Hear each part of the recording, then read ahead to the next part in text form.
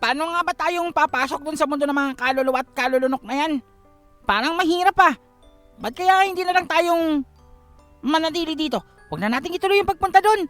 Isipan na lang natin ng ibang kaparaanan kung paano kakalabanin yung mga taga-termos na yan at saka kung paano makikipagduelo sa mga alimango. Sa tingin ko hindi na natin kailangan pang kumuha ng mga pasmadong reglang yan. Ano ka ba paring kulas? Labis ka lang talagang natatakutan. Nandito naman na tayo at nag-uumpisa na tayo sa ating process. Bakit hindi pa nating ituloy? Tika, ano ba talagang gagawin natin at bakit nandito tayong nakatayo? Akala ko ba pupunta tayo doon sa pintuan papunta sa mundo ng mga kaluluwa? Kung nakikinig kayo sa usapan kanina, di sana naintindihan nyo kung paano ang magiging proseso ng ating pagtungo sa mundo ng mga kaluluwa. Paano? Puro kayong siba at daldalan lamang dyan. Paano naman tayong magkakaunawaan yan kung purong ingay lamang ang ginagawa niyong dalawa? Maliban pa doon, hayaan yung ipaliwanag ko na lang muli sa inyo kung paano nga ba tayong pupunta sa ating paroroonan. Yan. Yan ang gusto ko sa iyo, Ninang. Meron kang explanation method. Ang mabuti pa, paliwanag mo na nga sa amin para makapasok na tayo. At saka, saan ba tayong pupunta? Ano bang sasakyan natin para makapunta doon?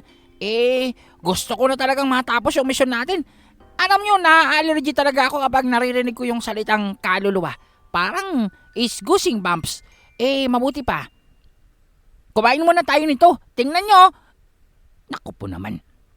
Nung isang araw pa yung manok na yan dala mo pa rin hanggang ngayon. Inaamag na yata yan. Okay lang yan. Counting pagpag lang dyan. Mawawala din yung mga amag na yan. Tsaka sayang nito At tsaka, kailangan nating magtipid. Teka, anong lugar ba to? Ang lugar na ito ay isang sanktuaryo noong araw. Ngunit inabandona na. At ngayon ay isang bakanteng gusali na lamang. Dati itong naging libingan ng maraming nilalang at individual. Isang sementeryo. Ngunit ngayon, isa na itong gusali nang i-renovate ng dating may-ari nito.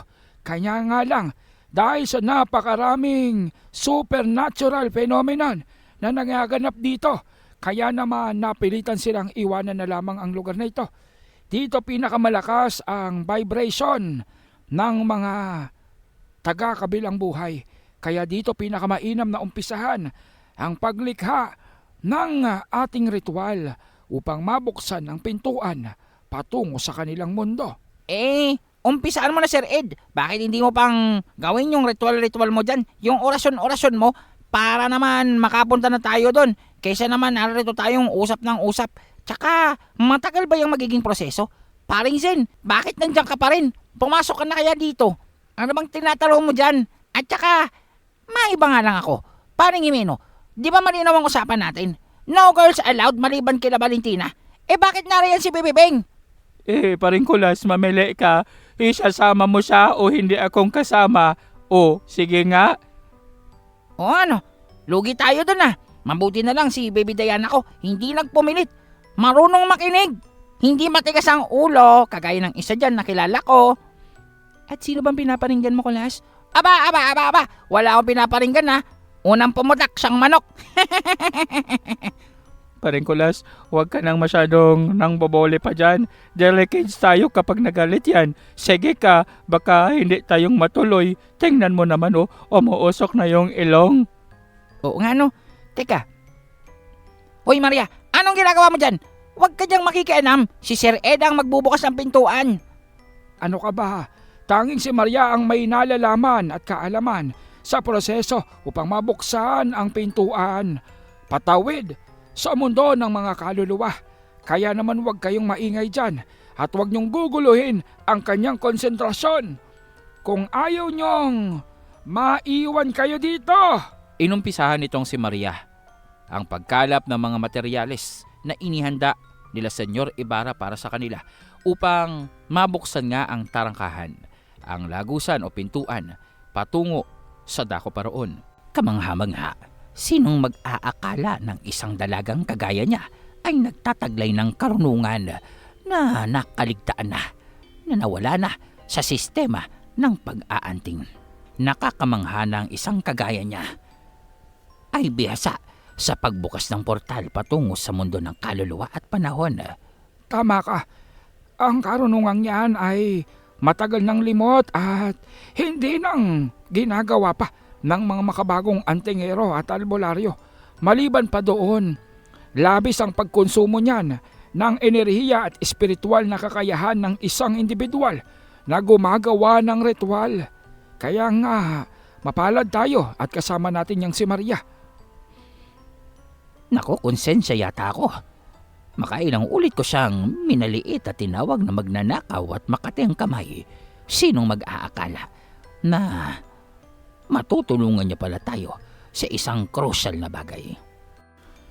Tunay nga ang kasabihan na you never judge a book by its cover. Siguro naman inang may natutunan ka na sa mga kaganapan sa atin ngayon. Alam mo, maski na ako bahagya. Sa isang punto ng aking buhay ay hinusgahan ko itong si Maria.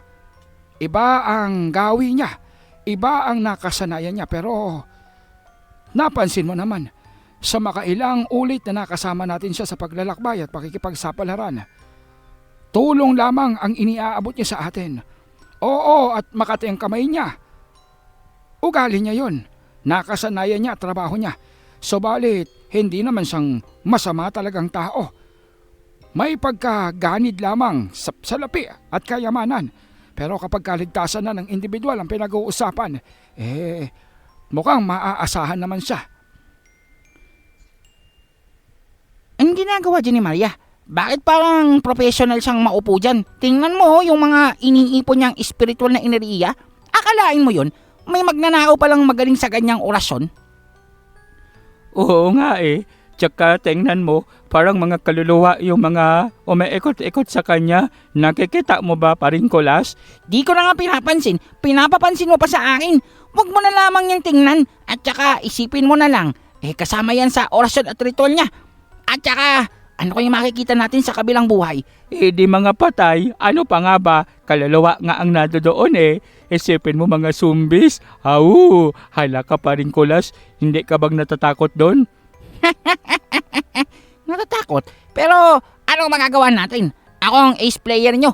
Ako ang secret weapon nyo, sabi ni Sir Ed. Sa akin daw nakasalalay ang inyong pagtatagumpay dito sa misyon. Kaya, wag mo lang akong tinatakot pa, paring Jimeno. Nonoy, tiyakin mo lamang na hindi kang hihiwalay sa amin. Ibang mundo ang gagalawan natin. Ibang daigdig ang papasukin natin. Alam mo naman siguro kung ganong kadelikado sa oras na mawala ka sa mundo ng mga kaluluwa at panahon. Ayon na rin sa mga sinabi sa atin ni Senyor Ibarra at sa mga naikwento nitong si Sir Ed, kailangang manatili tayo bilang isa. Kailangang wag mong hahayaan na maglayag ang isipan mo. Oras na makapasok na tayo sa loob. Kargo ka namin. At kailangang sama-sama tayong makabalik dito sa ating mundo. Huwag ka mag-alala, Kuya Fred.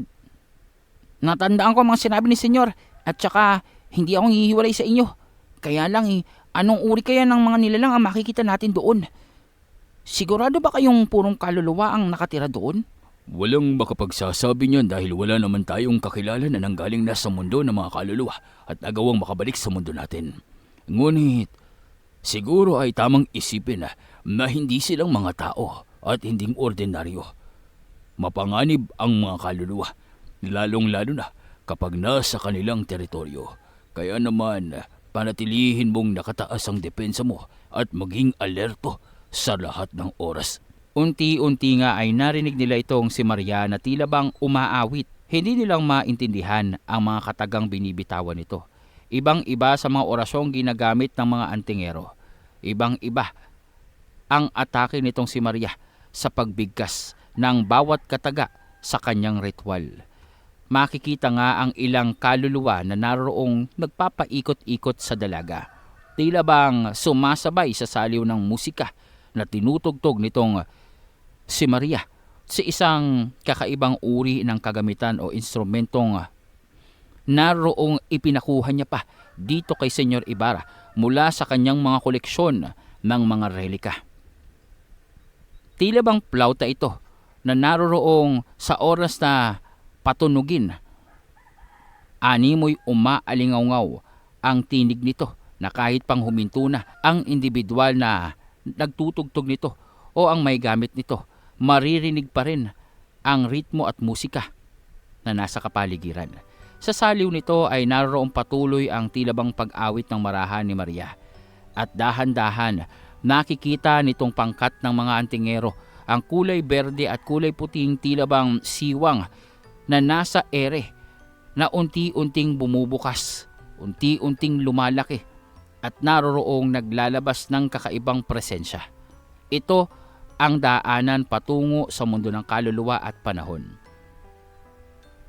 Naroroong humudyat itong si Maria na manahimik ang lahat dahil nga sa alam niyang mag-iingay itong si Kulas. Hindi maaaring magambala o maabala ang prosesong ginagawa niya. Hindi maaaring mahinto ang pag-usal niya ng kanyang orasyon dahil magsasara ang portal na nililikha niya at maaaring matagalan sila bagong mabuksang muli ito.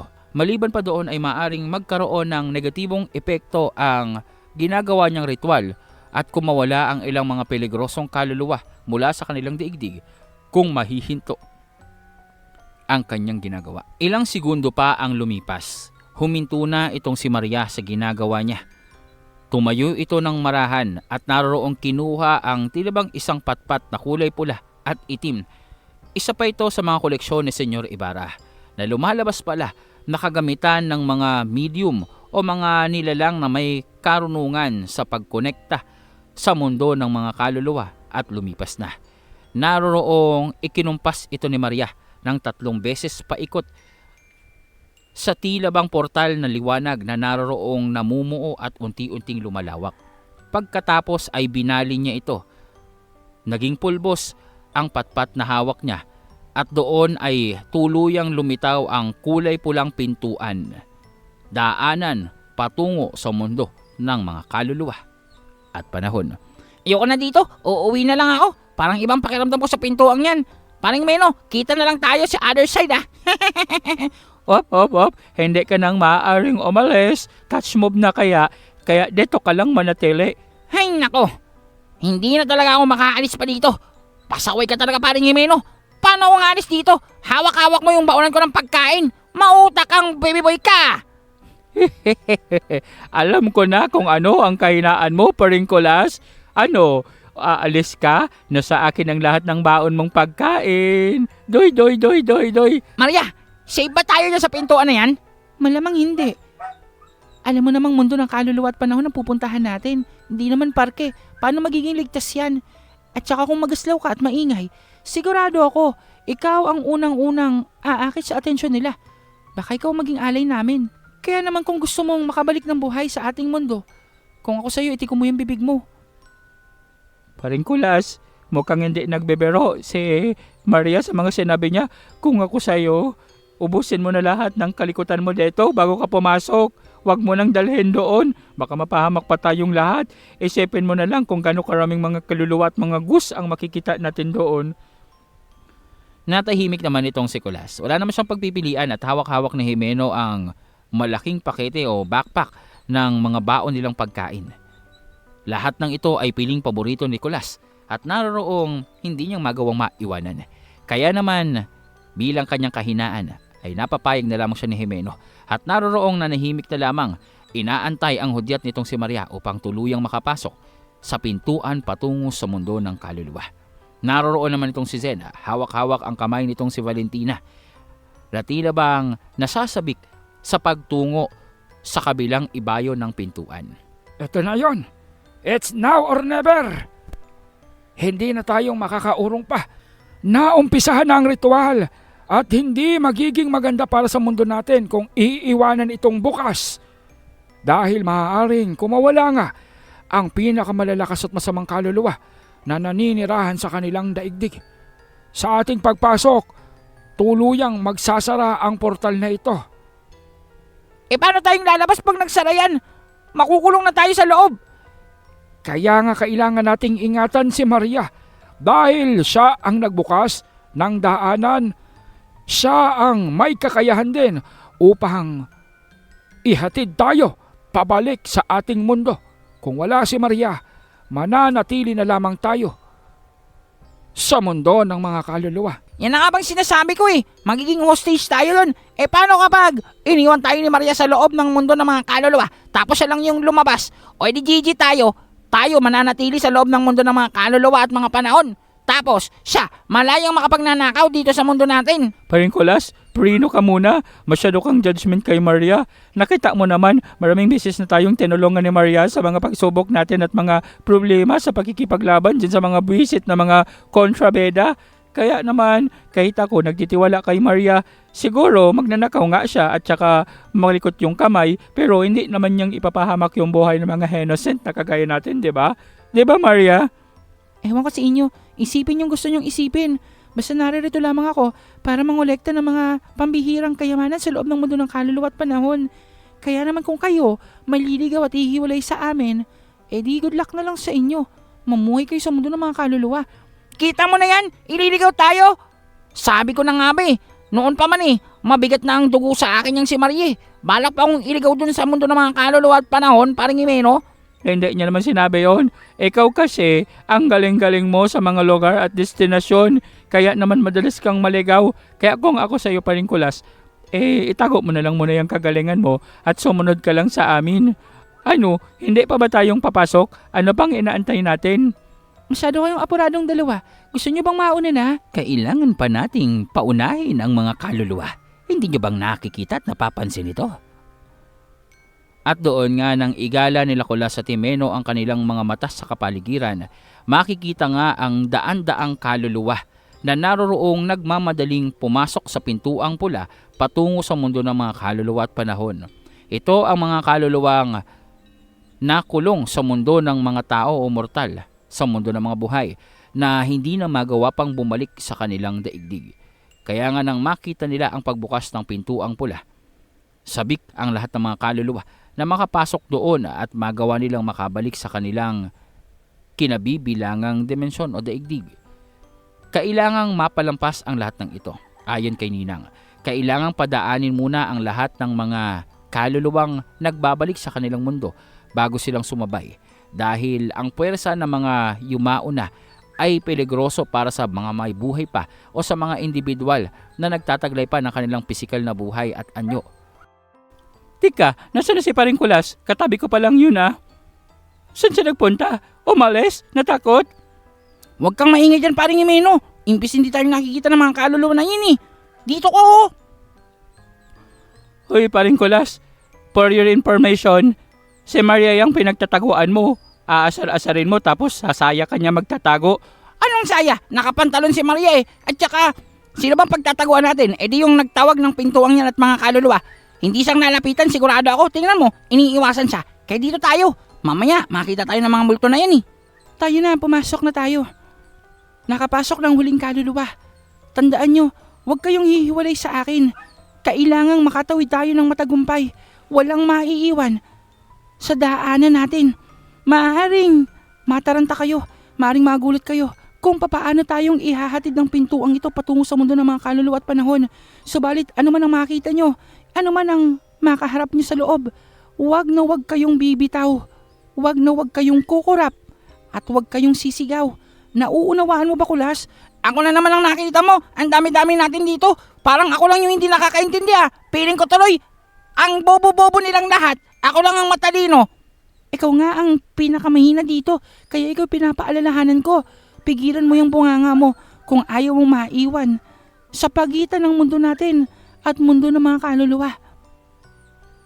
At nang pagpasok nga nila, isang nakakasilaw na liwanag ang tila bang humigop sa kanilang lahat at naroroong tinangay sila. Tila bang isang agos ng liwanag at kawalan, isang espasyong walang katapusan at hangganan, walang ibaba, walang taas, para bang walang dulo, at naroroong dire-diretso lamang silang tinatangay nito patungo sa isang liwanag, bilugang liwanag na nasa dulo ng kanilang daanan. Tila bang napakabilis ng pangyayari. Pakiramdam ng lahat ay lumulutang ang kanilang mga utak na para bang hindi nilang maramdaman ang kanilang katawan. Ngunit kagaya ng bilin nitong si Maria, kailangan nilang manatiling magkakahawak ng kamay upang hindi maiwan at malaglag sa pagitan ng dimensyon ng mga tao at ng mga kaluluwa. Mabuti na lamang matagumpay nilang nagawa ito at ilang saglit pa ay naroroong narating nila ang kabilang dulo ng pintuan. Isang kulay pulang pintuan na nang mabuksan nitong si Maria, nalantad sa kanila ang napakalawak na kapatagang luntian. Napakarami ng mga puno at halaman na naroroon. Animoy isang paraiso ang kanilang dinatnan. Teka! Maling lugar yata ang napuntahan natin, Maria. Asan yung mga multo? At saka asan yung mga libingan dito? Bakit ganito yung napuntahan natin? It's a paradise! Oo nga, wrong move ata tayo dito ah. Mukhang ibang dimensyon ang napuntahan natin, Maria. Wala man lang ni isang kaluluwa. Asa na yung mga pumasok dito? Ba't hindi nating makita? Nagkakamali kayo. Ito ang bukana ng paraiso ng mga kaluluwa sa mundong ito. What? Ibig mong sabihin, haya-haya ang buhay ng mga kaluluwa? Tingnan mo naman ang daming mga prutas. Parang ang sirap mamitas dito ah. Parang yung halika dito, puntahan natin yung punong yun Ang daming bunga. Sinabi ko na sa inyong huwag kayong malikot at maingay. Sige, kunin mo yan kung gusto mong dito ka nang mamalagi. Ano mang kainin nyo sa loob ng mundong ito na nagmula sa lupaing ito, magiging dahilan niyon upang hindi na kayong makabalik pa sa mundo natin. Kaya sige, pairalin mo ang Kulas, pairalin mo ang katakawan mo para naman mabawasan ng isang pasaway ang mundo namin. Oh, deserve. Ang engay mo kasi, ang takaw-takaw mo pa. May baon naman tayong pagkain dito. O, diba? Huwag ka na kasing makulit. Kanina lang close na close kayo ni Maria. Ngayon, nag-aaway na naman kayo. Ako napapaisip tuloy, baka naman madibilop kayong dalawa niyan. What? Never! Mataas ang standard ko at ayoko sa mga magninenok. Siya. Hindi ko nang papatulan pa yung puno na yan. Papalampasin ko na. Pero, asan yung mga kaluluwa? Asan yung mga palakang multo na hahanapin natin? Kailangan makuha na natin kaagad yun para makalis na tayo dito. Anong pinagsasabi mong palakang multo? Di yung soul fragment. Asan na yun? Naku po. Ang sakit mo sa ulo, Kulas. Hehehe, ikaw talaga pa rin, Kulas. Porket soul fragment, multong palaka na ang iniisip mo. Ay, you're so pathetic. Hindi mong alam kung ano ang soul fragment? Bakit? Ikaw, alam mo ba? Hindi rin. Ninang, ano ba yung soul fragment na yun? Buhay na palaka ba yun dito? Ay, isa ka pa. Hindi pala ka ang soul fragment. Yun ay mga parte ng mga naipong enerhiya ng espiritong naririto. Yun ay bahagi ng mga binhi kung tawagin. Mga nagkalat na puwersa at enerhiyang nabuo sa mahabang panahon. Mataas ang konsentrasyon ng enerhiya nito. Kaya naman, mainam itong gamitin para sa pagbibigay ng enerhiya sa mga ginagawang sandata. Kaya nga, tinawag itong soul fragment dahil pira-piraso ng liwanag at espiritu. Sabi na nga ba hindi pala kayon. Itong si Imeno kasi kung ano-anong pinagsasabi at nilalagay sa utak ko. Ngayon naunawaan mo na parang Imeno? Aba, ako patuloy yung ginawa mong bobo dito. Hindi naman ako nagsabing palaka yung soul fragment ha. Ikaw kaya yung naghanap ng palaka dito sa mundo ng kaluluwa. Wala akong natatandaan. Ang sabi ko lang, hanapin na natin yung mga soul fragment na yan. Ikaw talaga. Akin na nga yung backpack ko. Nasa loob na tayo. Alangan naman tumakas pa ako dito. Mamaya bawasan nyo pa yun Maria, nalalaman mo ba kung saan tayong kailangang magtungo? Ayon kay Senyor Ibarra, kailangan nating marating ang isang dambana kung saan sumisimbolo ito sa kinaroroonan ng unang konsentrasyon ng mga soul fragments. Alam ko yon, pero huwag kayong magmadali. Hindi natin mundo ang lugar na ito. Hindi natin hawak dito ang kaganapan at panahon. Kaya kinakailangan nating maging maingat sa pagkilos. Huwag kayong apurado. Kapag mga lalaki talaga, ang hilig magmadali. Apurado masyado. Walang pasensya. Wow! Lucas talking! Mga babae kaya yon, walang pasensya, mga high blood, at saka mga mainitin ng ulo, at saka mga nagmamadali palagi. Akala mo naman may metro yung taxing sinasakyan. Tsaka, kayo kaya ang mainipin, hindi kami. Nako, napaka-patience namin. Oo nga, masyado kaming pesensyoso sa mahabang panahon. At saka, no offense, Maria ha, pero yun naman talaga ang kailangan natin gawin dito, di ba? Time is the essence, is very, very gold. Kaya kailangan nating magmadali. Unless, gusto nating wala na tayong balikan sa mundo natin. Lumilipas ang panahon dito at lumilipas din ang panahon doon sa mundo natin. Baka naman pagbalik natin, puro diablo na ang makita natin doon o kaya mga hasong galing sa Noche de Muerte. Oo na, kikilos na tayo. May inaantay lamang tayo. What? May kakilala ka dito? Hindi mo namang sinabing dito ka pala nakatira. Sira, inaantay lang natin ang hudyat. Tingnan nyo, malapit ng maggabi. Mabilis ang pagpapalit ng umaga at gabi siguro dito. Kaya kailangan nating maging maingat. Sa gabi kumikilos ang mga kaluluwa at ayaw nyo naman siguro na maging hapunan nila. Oo nga, parang Imeno, ang kulit-kulit mo at nagmamadali ka.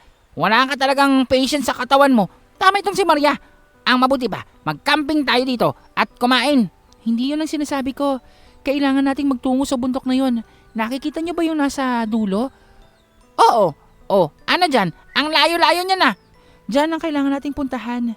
Naririyan ang dambana. Ayon na rin dito sa mapang ibinigay sa atin ni Senyor Ibarra mula sa lumang kalatas na tinataglay niya. Ang bundok na yan ay ang umpisa kung saan naroon ang konsentrasyon ng mga soul fragments. Kaya naman, kailangan nating antayin ang pagsapit ng dilim. Kagaya na rin ng sinabi nitong si Maria, nag-antay nga ang pangkat nila sa pagsapit ng gabi o pagdilim ng buong kapaligiran. Inaasahan nila na sa pagsapit nito ay magdidilim nga ang kanilang kinaroroonan. Subalit, nang lumubog ang nakikita nilang liwanag na animoy araw, sa pagsapit nga ng gabi, naroroong nalantad sa kanila ang kamanghamanghang lugar kung saan nga nakita nila ang mga nilalang ng mundong iyon. Subalit, hindi ang inaasahan nila. What? Asa na tayo? Saang syudad ba to? Bakit narito tayo? Akala ko ba sa mundo tayo ng mga kaluluwa at kalulunok? Bakit? Parang syudad to ng mga tao ah. Oo nga, bakit ang dami-daming peoples doon tingnan mo. At saka, meron na kalsada kaagad. Wow, instant, hindi man lang na flood control. Hehehe, tingnan mo ang ganda ng daanan. Oo nga, mukhang naliligaw tayo. Naingkanto na yata tayo. Maria, bilisan mo, baliktarin mo ang damit mo. Teka lang, bakit ako magbabaliktad ng damit ko? At saka hindi tayong naliligaw. Narito pa rin tayo. Kaya lang, mukhang hindi itong inaasahan natin. Oo nga, mukhang hindi nga ito. Tingnan mo, para mga fefo. Anong nangyayari dito? Ano itong nakikita natin? Totoo ba na nasa mundo tayo ng kaluluwa at panahon, Sir Ed? Bakit isang tila bang makabagong komunidad ang nakikita ko? Para bang hindi man lamang tayong umalis sa mundo natin. Ganon din ang aking pagtataka. Inaasahan ko ang mga kaluluwa, multo, espiritual na nilalang. Ngunit, tila yata iba ang ating inaasahan sa katotohanang naririto. Ibig sabihin, ibang dimensyon lamang ang pinuntahan natin at hindi talaga ang mundo ng mga kaluluwa. Ibig sabihin ba nito, panibagong uri ng mga dimensional na nilalang ang nakikita natin? Pero tingnan nyo, bakit parang napaka-ordinaryong tao nila? Dahil ordinaryong tao nga sila. Mukha yatang ang mga kaluluwa, ang mga espiritual na enerhiyang nagmula sa ating mundo nang sila ay pumanaw. Nadala lamang sila dito sa dimensyon na ito upang mamuhay ng panibagong buhay. Tingnan nyo, tila yatang napakasigla ng komunidad na ito. Ang mabuti pa, subukan natin ang magtanong-tanong. Malayo-layo ang kabundukang pupuntahan natin. Kailangan nating makakalap ng impormasyon tungkol sa lugar na ito. Pero paano natin silang kakausapin? Sir Ed, nagsasalita ka ba ng salita ng multo? Aba hindi, loko ka. Subukan lang natin. Malay mo, marunong din sila magtagalog. Bagamat nagdadalawang isip upang lapitan ang mga nilalang ng mundong iyon. Dahil nga sa tanaw nila, para mga abalang-abala mga ito sa kanilang mga trabaho o gawain sa komunidad na iyon. Isang napakalawak na lugar kung saan naroroon at parabang ordinaryong buhay ng mga tao lamang ang nagaganap. Abala sa trabaho, sa mga pinagkakakitaan. Naroroong may mga bata, matatanda, at parabang masasabi nga, ayon nga dito kina Kulas, na parabang nasa isang syudad lamang sila ng mga tao. Ibang-iba, taliwas sa kanilang inaasahan kung saan dapat ay purong mga kaluluwa lamang ang naglalakbay. Ngunit ang lugar na iyon ay ang mismong mundo ng mga kaluluwa at panahon, at ang nakikita nila ay talagang mga kaluluwa na o mga yumao mula sa kanilang mundo. Subalit, sa oras na ang isang nilalang mula sa kanilang mundo ay panawan ng buhay sa kanilang dimensyon o kasalukuyang kinaroroonan, sa sandaling matagumpay silang mailipat sa mundo ng kaluluwa at panahon, ay ganoon ang kanilang kakaharaping buhay at pamumuhay. Tila bang nag-uumpisa ang kanilang panibagong buhay sa panibagong mundo. Kaya naman, nang mabangga nga nitong si Kulas ang isa sa mga residente ng lugar na iyon, nagulat sila dahil hindi itong multo. Hindi silang tumagos pagkos pisikal ang anyo nito, at naroroong pareho nga silang nabuwal at natumba. Aray ko naman! Bulag ka ba? Hindi ka bang marunong magdahan-dahan? Aba, ako bang tinatawag mong bulag? Ikaw kayang bumangga sa akin. Paring Kulas, ikaw yung bumangga sa kanya. Shut up! Huwag kang mangbubuking. Hoy, bakit mo ako binangga? Tsaka, ano bang problema mo? Ang lawak-lawak ng daanan dito. Dito ka pang sa dinadaanan ko bumangga at dumaan. Aba, nasaan ang nanay mo? At bakit? At tsaka, kayo lang naman yung mga dayo dito. Kayo pang malalakas ang loob. Sino ba kayo? At bakit ba kayong narito? Gusto nyo bang isumbong ko kayo sa mga bantay para maisipa kayo at paalisin dito? Aba, ikaw ang yabang-yabang mo ah. Pagpasensyahan mo na, iho, ang kasamahan namin at hindi niyang sinasadya. Aba, bakit ako? Hindi ko naman talaga sinasadya kasi siya yung nangbangga sa akin. Wag mo na lamang siyang pansinin. Iho, maaari bang malaman kung anong lugar na ito? At paano bang makarating dun sa kabundukang iyon? Sinasabi na nga ba? Kung gayon, hindi talaga kayong taga dito sa mundong ito ano? Taga doon kayo sa kabilang ibayo. Paano mong nalaman? Paano? Yun lang naman ang mga nilalang na pumupunta sa kabundukan yan. Di nyo bang alam, delikado ang lugar na yan. At lahat ng mga nagtatangka dyan, hindi taga rito. Mga nangunguha ng mga piraso ng liwanag. Kaya lang, wala pa akong nabalitaang nakabalik sa kanila. Kung gayon, mga bisita pala kayo. Hali kayo, sumunod kayo sa akin. Ipapakilala ko kayo sa aming kapitan. Aba, madali ka naman palang kausap. Sige, siguraduhin kong isusumbong kita sa kapitan nyo nang babangga ka ng mga bisita. Hindi mo bang alam, mga turista kami dito. At saka, teka nga, bakit parang busy-busy yung mga tao dito? Mga tao ba talaga kayo? Tsaka, ano yan? Ano yung mga tinitinda nyo? Parang ang sasarap ah. Mamaya, malalaman nyo din kapag nakausap nyo ng kapitan. Medyo abala ako at ihahatid ko lamang kayo doon. Marami pa akong kailangan gawin. Dito, sundan nyo ako. Bilisan nyo at huwag na kayong palingalinga pa dyan.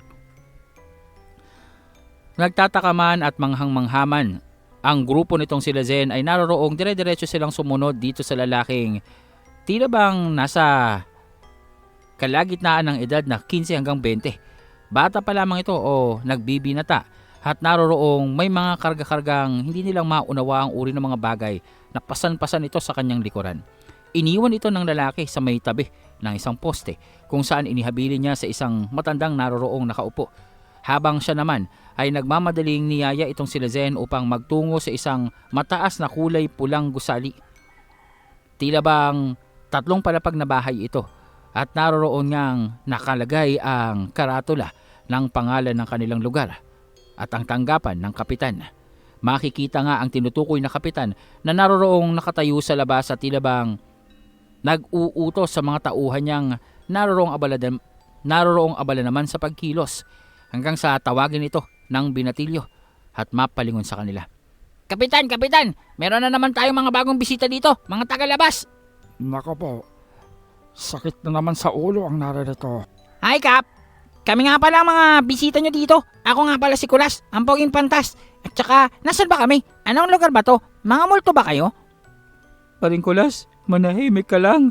Hayaan mong si Sir Inang makipag-usap. Mga mula sila sa labas. Hinahanap nila yung daan papunta dyan sa kabundukan. Alis na po ako. Abala pa ako at marami pang iniutos sa akin. Maraming salamat sa iyo. Sige, ako nang bahala dito. Halay kayo, tumuloy kayo sa aking tanggapan. Animoy sanay na itong tinatawag na kapitan at tila bang totoo nga ang sinabi ng lalaki na hindi sila ang unang mga individual na nagmula sa daigdig ng mga tao na napunta doon. Dire-diretso ito at tila bang nagbigay ng hudyat sa isang babaeng tauhan nito nga mabilis namang kumilos at tila bang may kinuha sa loob habang ang kapitan naman ay dire-diretso sa kanyang tanggapan. Tuloy kayo, maupo kayo. At binabati ko kayo sa pagdating nyo dito sa aming syudad. Maraming salamat, Kapitan. Kami ay bahagyang nagugulat lamang at nagtataka.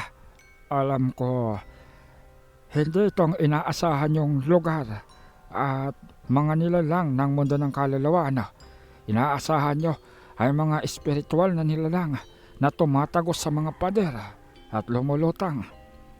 Sim, yan nga ang inaasahan namin. Yung mga multo, lumilipad-lipad, nakakatakot. Bakit kayo ganyan?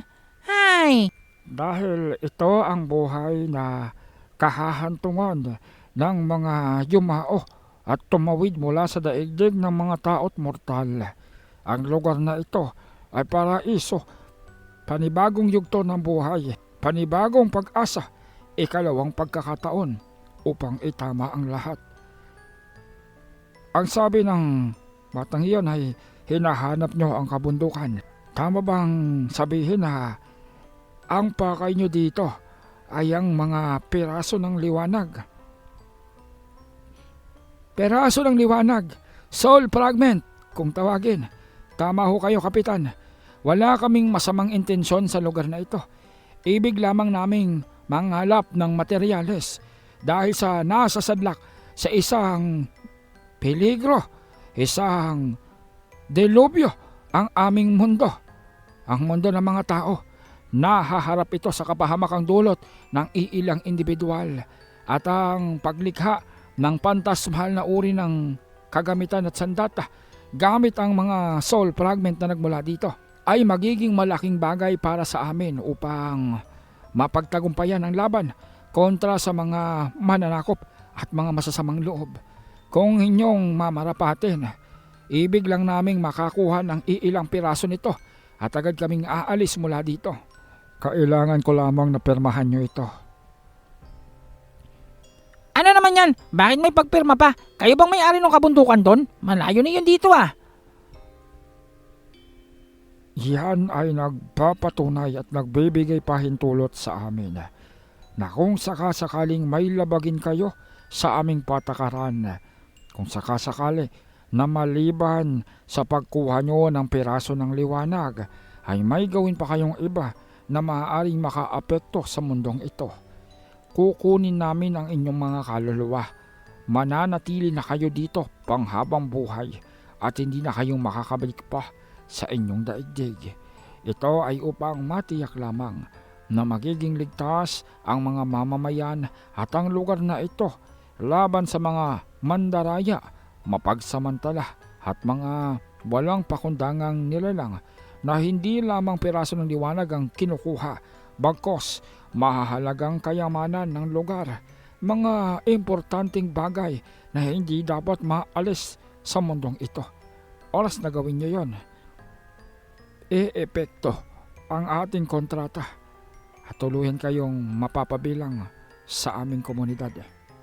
Itinapat nitong kapitan ang piraso ng mga papel na may mga nakasulat na kontrata nga ukol sa kanilang pagpasok sa mundong iyon. Bawat isa sa kanila ay inabutan nito. Mga espiritual na uri ng papel na sa oras na pirmahan nila, oras na kumpirmahin nila, ay tila bang mag-uugnay ito sa kanilang mga kaluluwa na sa oras na suwayin nila ang nilalaman ng kontrata, kukunin ng mundong iyon ang kanilang mga kaluluwa at mananatili na doon panghabang buhay. Kaya naman kinakailangan nila ang maging masikap, maingat. Kinakailangan na ano pa man maliban sa soul fragment ay wala na silang gagalawin pa sa lugar na iyon. Aba, mukhang challenging yan para kay Maria. Ang pakay natin dito, soul fragment. Kaya lang ito si Maria, iba naman ang pakay dito. Mukhang maiiwan siya. Paano tayong lalabas dito? Siya yung nakakaalam ng daanan papalabas. Maria, anong gagawin natin? May papangako mo ba na hindi kang magnininok dito? Simple lang ang nilalaman ng kontratang yan. Sundin nyo lamang ang napagkasundoan. Sundin nyo lamang kung ano ang pakay nyo dito. Ang sabi nyo, tanging ang peraso ng liwanag lamang. Kaya naman, anumang labag sa kontratang ito, sa oras na may bitbitin kayo, nakawin, damputin, na hinding liwanag o peraso ng liwanag, magiging parte na kayo ng aming komunidad at tutulong kayo sa paglago nito. Maliban pa doon, oras na gumawa kayo ng kapahamakan sa mga residente ng aming lugar, lalong-lalo na, wag naman sana, kamatayan ng isa sa amin, ay ibang usapan iyon. Baka ang buong grupo nyo na ang manatili dito sa aming daigdig upang maging kabayaran dito. Kaya naman kung ayaw nyong mapahamak at hindi na makabalik pa sa inyong mundo, gawin nyo lamang ang mga pag-uusapan natin dito at sigurado ko hindi kayong mapapahamak sa inyong pagpapanaog patungo sa kabundukan. Sandali lang. Mukha yatang mali naman tong kontratang ito. Ang sabi nyo, bawal lang manakit kami o pumaslang ng mga nilalang na taga rito sa mundo nyo. Papaano kapag kami ang inatake? Papaano kung buhay namin ang nakataya? Sa mga engkwentrong kagaya ng sinasabi mo, natural lang naman siguro na ipagtanggol namin ang mga sarili namin. At baka humantong ito sa kamatayan, kung sakasakali, hindi ba't parang hindi patas ang kontratang ito? Ang kasunduang sinasabi mo. Tama si Maria. Ibig mo bang sabihin, Kapitan? Hayaan naming bugbugin kami ng mga taga rito dahil lamang sa kontratang yan? Aba. Hindi ka yatang patas. Mukha yatang binibiktima mo lang kami. Huwag niyong pipirmahan yan, mga kasama. Pasensya na, Kapitan. Subalit, napaka unreasonable ng mga kontratang naririto, lalong-lalo na ang mga kasunduang nakasaad na tila yatang pumapabulat sa inyo.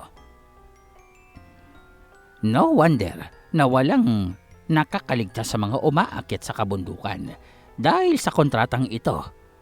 Wala silang magagawa oras na atakihin sila dahil makukulong ang kanilang kaluluwa sa mundong ito kapag sila ay nakipaglaban. At kapag hindi naman silang nakipaglaban, masasawi din sila. Mukha yatang walang kasundo ang magaganap dito. Tahimik itong kapitan at naroroong ngumisi. Nang mula sa pintuan ay pumasok ang isang malaking lalaki. Kayo ba mga bagong salta? Ba, ang lakas ng loob nyo na questionin ng kapitan. Anong akala nyo sa mga sarili nyo? Kung hindi nyong pipirmahan yan, hindi nyo mahahanap ang daanan patungo sa kabundukan at magpapatuloy kayong maliligaw sa malawak na kagubatan.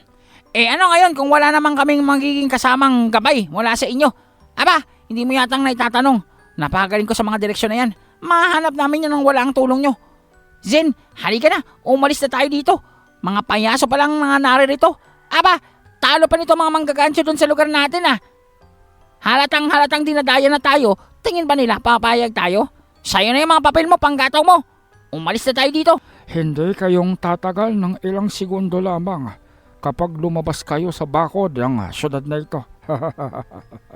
Tingnan lang natin, wala din kayong mapapala at makukulong kayo dito ng panghabang buhay. Wala nang nakakalabas pa oras na pumasok sa aming lugar, sa aming daigdig. Mas mabuti nang sumugal sa labas kesa naman patulan niyang kalokohang ginagawa mo, Kap. Di ka bang nahiya sa sarili mo? Sabihin nyo na ang lahat ng gusto nyo sabihin. Ngunit, magkikita ulit tayo. Doon ay nagsitayuan ito at naroroong tinapatan ni Fred itong malaking mama na naroroong kakapasok lamang na tila bang Akmang sisindakin sana sila, ngunit hindi inaasahan ng mga tao ng lugar na iyon. Napalaban ang pangkat ng mga antingerong kaharap nila. Pumantay sa taas ng lalaking ito itong si Fred, kasabay ng pagtititigan nila, mata sa mata. Kung hindi kang aalis sa daanan namin, mapipilitan akong gumamit ng puwersa. Hindi mo naman sigurong gugustuhin na magkagulo ang syudad nyo. Wala kaming masamang intensyon sa pagpasok dito. Ibig lamang naming makuha ang kinakailangan naming kagamitan, kasangkapan, bagay na nasa kabundukan. At kukunin namin ito, meron man o walang tulong mula sa inyo. Ngayon, kung gusto mong magkasubukan, sabihin mo lang. Tumabi ka na dyan. Hayaan mo sila. Makikita tayong muli, mga dayo. Tingnan lang natin kung gaano kayong katagal na mabubuhay sa labas ng mga bakod ng syudad na ito. Bueno, matapang ka. Tingnan lang natin kung magagamit mo yung tapang mo oras na makaalis kayo dito. Sige, lumayas na kayo sa aming lugar. Mga istorbo. Nakikiramdam itong sila Kulas habang papalabas sila ng gusali nitong si Kapitan. Inaasahan nila na maaaring sumalakay sa kanila mga tauhan ng Kapitan, lalong-lalo na tila nabastos ito at napahiya. Nabigo ang kanilang plano ng pang-uuto sa mga baguhan o bagong salta sa kanilang barangay o sa kanilang lugar. At narorong hindi nga nagtagumpay ang kontrata ang ibig na papirmahan nito dito kay Zen. Sa kabila noon, may kung anong kadahilanan na hindi silang magawang lapitan ito o di kaya naman ay gawa ng masama na tila bang labag ito sa patakaran ng kanilang lugar. Naroroong tinitigan lamang sila ng mga residente ng lugar na iyon habang papalabas sa bahay o sa gusali nitong Kapitan. Makikita ang napakalaking pintuan o tarangkahan na nasa kabilang dulo. Ito ang daan patungo sa kabundukan. Maririnig ang mga bulungan sa kapaligiran. Maririnig ang tila ba ang mga pangungutya, ang mga sama ng loob mula sa mga tauhan ng Kapitan na naroon sa baba ng gusali. Mabilis na kumalat ang balita tungkol sa pagtanggi ng pangkat nila Zen sa pagpirma sa kontrata. Ano gagawin natin sa kanila? Wayatang sila ang kauna-unahang may matinong kamalayan na nakarating dito. Tama ka. Dapat ay hindi munang babalik sila sa kanilang mga sariling pag-iisip. Oras na makapasok sila dito sa ating mundo. Ngunit tila yata hindi natin mauuto ang mga yan. Kausapin mo na ang grupo. Pasundan mo sila. Hindi silang maaaring makalabas dito. Kailangang mailagay natin sila sa ating mga bilangguan. Kailangan ng pagkain ng ating komunidad at sila ang perpektong pagkain para sa atin. Sige na, gawin niyong lahat upang maibalik ang mga yan dito. Hindi maaaring makatawid sila sa kabilang ibayo at marating ang komunidad ng mga kalaban natin dahil hindi na natin silang maaabutan pa kapag nangyari yon. Hindi na natin silang mapapakailaman kapag narating nila ang teritoryo ng mga bisit na matatandang yon. Ariglado, ako na ang bahala. Titiyakin kong kakaladkarin ko silang lahat pabalik dito. Ihahanda ko lamang ang grupo. Sigurado akong hindi magtatagal ay naririto silang luluhod sa harapan mo. Lahat ng ito ay narinig ni Zen at ni Fred. Nagawa nila mag-iwan ng espiya mula sa parte ng kanilang kakayahan na naroroong nagmamanman at nakikinig sa kaganapan sa buong gusaling iyon. Kaya naman malinaw sa kanila ang plano ng Kapitan. Kumpirmado, sadya nila na ginawa ang kontratang iyon upang walang makaligtas, walang makatakas mula sa kanilang mga kamay. At tila yata maliban sa kanila ay may iba pang komunidad ang naroroon na umiiral sa mundo ng mga kaluluwa. Walang makapagsasabi kung kapareho sa kanila ay mga kalaban ba at masasama ang mga ito na nagnanais lamang na magisilang pagkain ng mga kasamahan nila o ng kanilang komunidad. Ngunit isa ang malinaw. Hindi maglalaon ay may makakaharap silang mga kaluluwa o mga residente ng mundong iyon at masasangkot sila sa isang labanan. Zen, anong gagawin natin? Tila yata walang balak ang kapitan na yun na hayaan tayong makarating sa kabundukan. Kailangan pa bang itanong yan? Sige lang, hayaan mong sundan nila tayo. May naisip na akong paraan. Tingnan lang natin kung magtatagumpay sila. Ipapamukha ko sa kanila ang ginagawa nilang kalokohan. Bakit? Anong nangyari, paring Sin? May problema ba?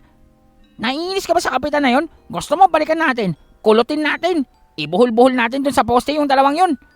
Mukha yatang hindi papayag ang kapitan na yon na palampasin ang pambabastos na ginawa natin. Sigurado ako sa mga sandaling ito ay nag-uorganisa na ng grupo ang matandang iyon upang pasundan tayo. Hindi na nakapagtataka pa. Ang dating ng malaking lalaking iyon ay tila bang berdugo ng lugar na ito. Sigurado ako, sasalakay sila bago pa man tayong makarating sa kabundukan. Sa tingin ko'y kailangan lamang nating marating ang kabilang bayan. Kumpirmado, hindi lamang sila ang umiiral na komunidad sa lugar na ito. Hindi natin malalaman at hindi natin masasabi kung ligtas ba ang kabilang bayan, pero tila yatang magkalaban ang magkabilang teritoryo. Iyon na muna ang kailangan nating magawa ngayon. Makapag-aantay ang kabundukan. Mas importante ang kaligtasan nating lahat. Bisa pa, hindi natin natitiyak kung magagawa natin silang maapektuhan ng ating mga kakayahan. Tayo na, kumilos na tayo. Hindi nga nagtagal ay naroroong kumilos na rin ang pangkat ng mga kalalakihang kasama ang berdugo ng komunidad na iyon, ang kanang kamay ng kapitan, at naroroong mabilis na sinundan ang mga antingero. Bilisan nyo, di pa silang nakakalayo. Iisa lang naman ang daanan patungo sa kabilang bayan. Tiyak, nasa kalagitnaan pa lamang sila ng kanilang paglalakbay. Maliban pa doon, hindi nilang aakalain na magagawa natin silang sundan. Ano bang gagawin sa kanila? Kailangan pa bang itanong yan? Binastos nila ang kapitan. Kalad ka rin silang lahat pabalik dito upang humingi ng paumanhin sa ating pinuno. At siyempre ba, upang maikulong sa paghahanda natin sa kapistahan. Ayos to. Mukhang marami-rami na rin ang naipon natin Mukhang sagana ang magiging pista natin dito. Tama ka. At ang mga individual na yun ay karagdagan para sa ating selebrasyon. Kaya hindi sila maaaring mapunta sa kabilang bayan. Dahil tiyak, poprotektahan sila ng mga pinuno sa kabilang ibayo. Nag-umpisang magpakalat ng patibong itong si Zen. Lahat ng kanilang madaanan, tinatamnan niya ng kanyang itim na patibong na naikukubli at naitatago gamit ang kanyang aura. Ito ay paninigurado lamang. Bagamat walang katiyakan kung maaapektuhan nito ang mga nilalang ng mundong iyon. Subalit, hanggat maaari sa abot ng makakaya nitong si Zen, ibig niyang tiyakin na mapapabagal ang sinumang susunod sa kanila hanggang sa marating nila ang kabilang bayan. Makikita ang mga sandata ng mga lalaking ito na may kahawig sa regalya ni Antonio. Sa makatuwid, pantasmal na antas ng sandata ang ginagamit ng kanang kamay ng kapitan maging ng mga tauhan nito.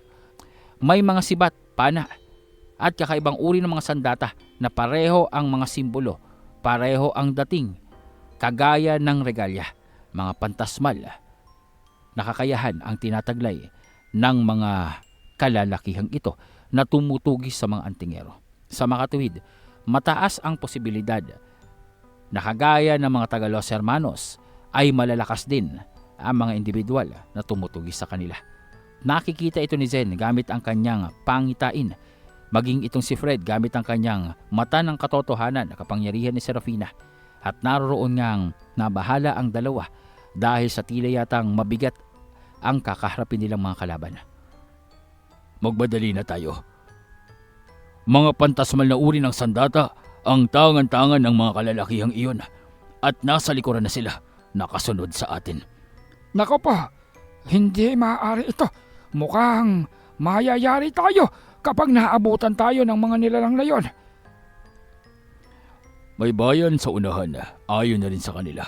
Mukha yatang matutulungan tayo ng mga nilalang na naroroon.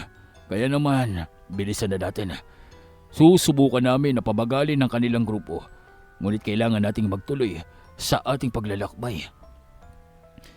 Huwag na kayong mag-abala pa. Heto, ibinigay ito ni Senyor Ibarra. Ayon sa kanya, epektibo ito pagdating sa mga espiritual na nilalang. Hindi man sila mga espiritual kung tingnan. Mga kaluluwa pa din sila. Kaya sigurado, maaapektuhan din sila ng mga kagamitang ito. Huwag na kayong mag-abala pa na kabanggain sila. Dahil baka mas lalo lamang maantala ang ating ginagawang paglalakbay. Hayaan niyong ako na ang maglagay nito. Mga aparato o mga tila bang maliliit na bilugang relika ang daladala nitong si Maria na ipinagkaloob sa kanya nitong si Senyor Ibarra bilang paghahanda, panigurado, saka-sakaling kailanganin nga nila ito sa kanilang paglalakbay. At tila yata tama naman ang inaasahan nitong si Senyor Ibarra. Tila yata tama ang kanyang hula pagdating sa problemang kakaharapin ng mga antingero. Ang mga bilugang malakristal na bola ay ibinaon nitong si Maria sa mga gilid ng daanang tinatahak nila. Matapos iyon, ibinuhos nitong si Maria ang kulay pulang likido na kasama nitong ibinigay ni Senyor Ibarra. Maya-maya pa, makikita na tila bang bahagyang umusbong ang mga inilagay o ibinaong kristal. At tila bang nagmistula itong mga kulay itim na umbok na naroroong nakahilera sa mga gilid ng daanan. Maya-maya pa, naramdaman ni Zen ang kakaibang tila bang delikadong presensya mula sa mga bolang ito, dahilan upang madaliin niya ang lahat na lumayo. Alam ni Zen na hindi lamang kaluluwa o espiritu ang maaaring maapektuhan ito, kundi lahat ng may espiritual na kakayahan o presensya sa kanilang katawan. Animoy magiging mga bomba ito nasasabog oras na malapit sa isang mataas na antas ng karunungan, espiritual na presensya o purong espiritu sa katauhan. Mukha yatang handang-handa si Senyor Ibarra sa mga ipinadala niya sa iyo. Tayo na, kumilos na tayo. Sapat na mga patibong na nailagay ko at ang relikang itinanim nitong si Maria upang pabagali ng mga nasa likuran. Pero hindi natin matitiyak kung mapipigilan ba talaga sila nito. Subalit, walang kung ano-ano bago pa man silang muling makakilos. Dumating na ang isang karwahe sa harapan nila na may dalawang napakalaking itim na kabayo. Gahigante ang mga ito na naroroong tinitingala ng lahat. Madali kayo, sumakay na kayo dito. Huwag kayong mag-alala. Mula kami sa kabilang bayan. At mukha yatang mapalad kayo. Hindi kayong nadali ng kapitan na yon. Huwag kayong mag-alala at ang aming pinuno ang nagpapasundo sa inyo. Natigilan ang lahat. Di nilang alam at nagkatinginan sila kung pagkakatiwalaan ba nila itong dalawang lalaki na lulan ng higanting karwahe na may mga higanting kabayo. Ngunit maya-maya ay bumukas ang bintana nito at sumilip ang isang magandang dalaga. Tara na, ligtas dito! Sos, nakakita ka lang na magandang babae, ligtas na. Hindi! Tingnan mo! Nakangiti siya sa atin. Parinsin, tara na! May pakiramdam akong mas mapagkakatiwalaan sila kumpara dun sa may kontrata-kontratang kapitan. At saka, ano pa bang mawawala sa atin? Wala naman tayong pupuntahan. At saka tingnan mo yan, oh. Maya-maya ay nang paglingon nila, nakita nga nila naroroon na ang pangkat ng bertugo mula sa kabilang bayan na pinanggalingan nila. Nagawa nitong malampasan ang mga patibong na inilatag ni Zen. Nagawa nitong makatagal sa mga pagsabog mula sa mga bilugang relika na itinanim nitong si Maria. At naroroong halos maabutan na sila. Kaya naman wala na silang pagpipilian pa kundi ang sumakay sa higanting karwahe. Na nang makasakay nga silang lahat, mabilis na tila bang liwanag na naglaho mula sa kalsadang iyon. Tila bang gumamit ng teleportasyon at sa isang iglap ay naroroon na sila sa boundary o hangganan ng teritoryo ng masamang kapitan. Sinalubong sila doon ng mga kababaihang nasa uniforme ng tila bang mga katulong at mga kalalakihan na nasa uniforme ng tila bang mga sundalo. Naroroong nakahilera ito sa magkabilang gilid at sa unahan, 3 matatanda ang nakatayo na tila bang inaasahan sila. Mga ka-midnight, dito muna nating tatapusin pansamantala ang ating kwento sa gabing ito at maraming salamat sa mga nag-abang at nag-antay. Isang panibagong pakikipagsapalaran at paglalakbay ang kinakaharap ng ating mga antingero sa loob ng mundo ng kaluluwa at panahon. At sino bang mag-aakala na hindi pa lang mga espiritual o espiritu ang mga naroroon bagkos mga tila bang mga normal na tao lamang. Subalit, kagaya ng mundo ng mga tao kung saan naroroon ang masasama at mabubuti, ganun din ang mundo ng mga kaluluwa at panahon na naroroong may mga mapagsamantala sa mga mahihina at inosente. Mabuti na lamang at tila bang agad na nakakuha ng kakampi ang pangkat nila Zen sa katauhan ng mga pinuno ng kabilang bayan. Ngunit, totoo nga bang kakampi ang mga ito? Yan ang pakatutukan natin at malalaman natin sa mga susunod na kabanata ng ating kwento. Kaya naman mga ka-midnight, huwag kaligtaan ang pag-iwan ng like at comment sa ating video. At kung bago ka pa lamang ay mag-subscribe ka na sa ating istorya at sa ating channel. Nang sa gayon ay madagdagan ng ating mga ka-midnight na patuloy na sumusuporta at nagbabantay sa ating mga upload. Muli po ay ito ang inyong narrator na si Sir Mar. Magandang gabi sa inyong lahat.